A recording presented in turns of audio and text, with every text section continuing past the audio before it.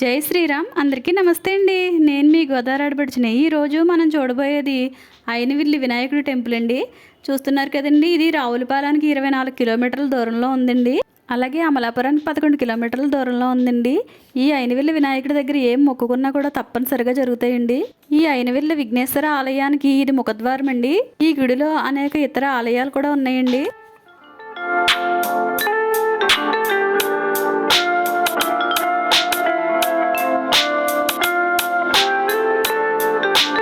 మనం ఏ గుడిలోకి వెళ్ళినా సరే ముందుగా వినాయకుడిని దర్శనం చేసుకుంటాం కదండి. అలాగే వినాయకుడి ఆలయంలోకి వెళ్ళిన తర్వాత కూడా ముందుగా వినాయకుడిని దర్శనం చేసుకుంటామండి. అయితే ముందుగా ప్రదక్షిణ చేద్దామండి. ఈ గుడిలో కాలభైరవ ఆలయము, ఇంకా శివాలయము, అలాగే అన్నపూర్ణ ఆలయము, ఇంకా కేశవస్వామి వారి ఆలయము కూడా ఉన్నాయండి.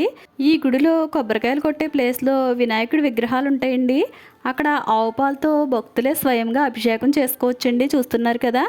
అలాగే కొంతమంది ఆవు పాలు తెచ్చుకోపోయినా సరే గుడి దగ్గర బయట అమ్ముతూ ఉంటారండి. అవి తెచ్చుకుని అభిషేకం చేయొచ్చండి. స్వామివారికి ఇష్టమైన గరికపత్రి వేసి ఆ తర్వాత ఆవు పాలతో అభిషేకం చేసి టెంకాయ కొట్టి స్వామివారికి నమస్కారం చేసుకుంటారండి. ఈ విఘ్నేశ్వరుని ఆలయంలో ఎంతోమంది భక్తులకు అనుకున్న కోరికలు నెరవేరినాయండి. అంతేకాదండి, చాలా నమ్మకం అండి ఈ స్వామివారు అంటే. ఈ అయినవిల్లి వినాయకుడి గుడి దగ్గర చాలామంది గణపతి హోమాలు చేయించుకుంటారండి. అంతేకాదండి, పిల్లలకి పేర్లు పెట్టడం, అన్నప్రాసన చేయడం, ఇంకా అక్షరాభ్యాసం చేయించడం ఇలాంటివి కూడా ఈ వినాయకుడి గుడిలో చేస్తారండి.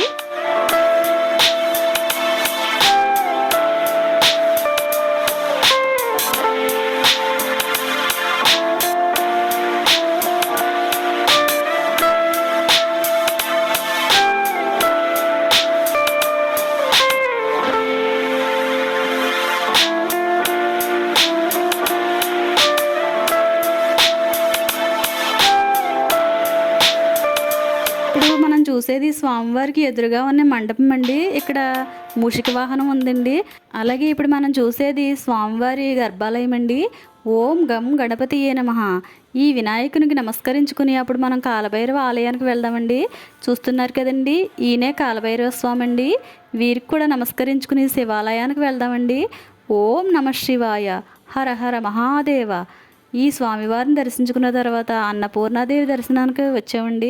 చూస్తున్నారా, ఇక్కడ అమ్మవారి కుంకుమను ఒకరికొకరు పెట్టుకుంటున్నారండి. అంతేకాదండి, అమ్మవారిని చూస్తున్నారా, ఎంతో నిండుగా కనిపిస్తున్నారు కదండి. ఈ అమ్మవారికి నమస్కరించుకుని ఇప్పుడు మనం కేశవస్వామి వారి ఆలయానికి వెళ్దామండి. శ్రీదేవి భూదేవి సమేత శ్రీ కేశవస్వామి వారండి. ఈ ఆలయ దర్శనాలు అయిన తర్వాత గుడి బయటకు వచ్చామండి. చూస్తున్నారు కదండి, ఇలా బయటికి రాగానే ఈ ద్వారానికి ఎదురుగానే అన్నసత్రం ఉందండి. స్వామివారి అన్నప్రసాదం అండి. ప్రతిరోజు కూడా స్వామివారి అన్నప్రసాదం ఇక్కడ పెడతారండి. అలాగే ఈ భోజనశాల ప్రహారీ గోడ మీద అనేక రకాల గణపతులు ఉన్నారండి.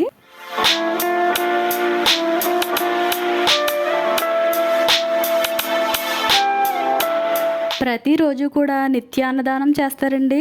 అలాగే ఈ స్వామివారి భోజనాల్లో కొబ్బరి పచ్చడి స్పెషల్ అండి. చాలా బాగుంటుందండి ఇక్కడ కొబ్బరి పచ్చడి. ఈ అయినవిల్లి విఘ్నేశ్వరుని ఆలయానికి 750 మీటర్ల దూరంలో ఉన్న ముక్తేశ్వరంలో అతి పురాతనమైన శివాలయంకి వెళ్దామండి. ఈ ఆలయం నందు శ్రీ ముక్తికాంత క్షణముక్తేశ్వర స్వామి వారు ఉంటారండి. 16వ శతాబ్దానికి చెందిన ఈ శివాలయం గౌతమి నదీ తీరంలో ఉందండి. ఈ శివాలయం నందు క్షేత్రపాలకులుగా శ్రీ కేశవస్వామి వారు ఉన్నారండి. శ్రీరాముల వారు రావణుని వధించిన తర్వాత బ్రహ్మహత్యా పాతకం తొలగించుకోవడం కోసం అనేక శివలింగాలను ప్రతిష్ఠిస్తూ పుష్పక విమానంలో ఈ ముక్తేశ్వరం మీదుగా వెళ్తుండగా ఇక్కడ ఓంకార శబ్దం వినిపించిందటండి. అప్పుడు శ్రీరాముల వారు కిందకి దిగి చూడగా ఇక్కడ ఒక పుట్ట కనిపించిందటండి. ఆ పుట్టలో ఉన్న ఈశ్వరుడు కనిపించారటండి. అలాగే ఈ ఈశ్వరునికి ఎదురుగా ఒక ఆమె తపస్సు చేస్తూ కనిపించారటండి.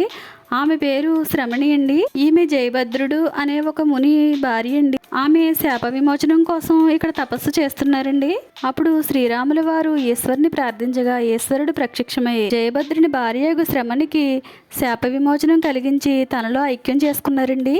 ముక్తిని ప్రసాదించారండి. క్షణకాలంలోనే ముక్తిని ప్రసాదించే ఈ ముక్తేశ్వర స్వామి వారిని ఎవరైతే క్షణకాలం దర్శిస్తారో వారందరికీ కూడా ముక్తిని ప్రసాదిస్తారండి ఈ క్షణముక్తేశ్వర స్వామి వారు. అలాగే ప్రతి సంవత్సరం వైశాఖ శుద్ధ ఏకాదశి రోజున వార్షిక కళ్యాణ మహోత్సవం నిర్వహిస్తారండి.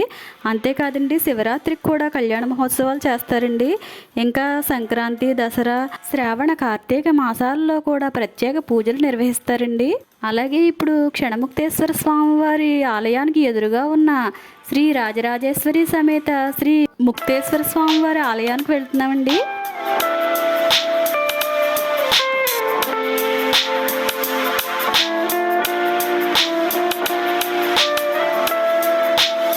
ముందుగా వినాయకుని దర్శించుకుని అప్పుడు ముక్తేశ్వర స్వామివారిని దర్శించుకుందామండి.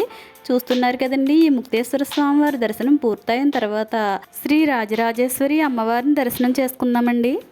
ఈ వీడియో కనుక మీకు నచ్చినట్టయితే తప్పకుండా లైక్ చేయండి. జై శ్రీరామ్.